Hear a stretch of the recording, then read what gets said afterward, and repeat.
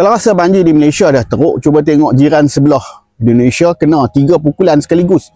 Mula-mula tanah runtuh, lepas tu banjir. Tengah banjir pula tu datang taufan senior. Dan sekarang bertembung pula dengan politik.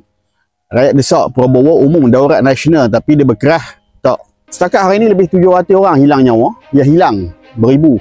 Lebih 5,000 rumah tenggelam. Menurut UN OCHA, Indonesia kini antara negara paling teruk dilanda banjir di Asia Tenggara. Pergi ke Kepulauan Sumatera lu. 11 November, hujan turun tanpa berhenti di Kalikap dan Banjarnegara.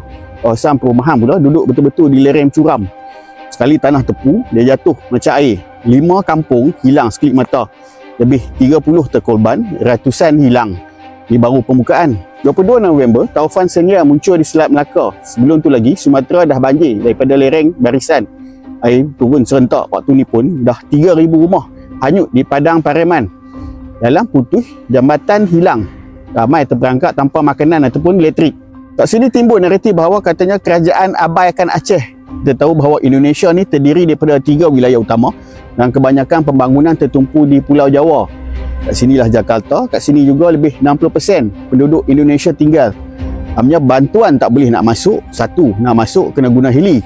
2, cuaca pula tak menentu. 24 November senior sampai ke Aceh. Tak kena direct, tapi dia tarik wap air pekat daripada laut terus naik ke darat. Air hujan turun makin lebat macam tiada penutup. Tanah datar Aceh Barat dan Nagan Raya jalan runtuh, jambatan hilang. Komunikasi pula mati. Ada kawasan yang hanya boleh masuk menggunakan helikopter. Ada kampung yang tunggu selama 4 hari sebelum bantuan sampai. Rakyat mula tekan kerajaan untuk umumkan daurat nasional. Sekarang ni segala bencana yang berlaku adalah tanggungjawab wilayah. Kerajaan hanya beri bantuan yang patut. Tapi Prabowo tak nak. Yang pertama, jika status ni diumumkan, bermaksud negara lumpuh sepenuhnya.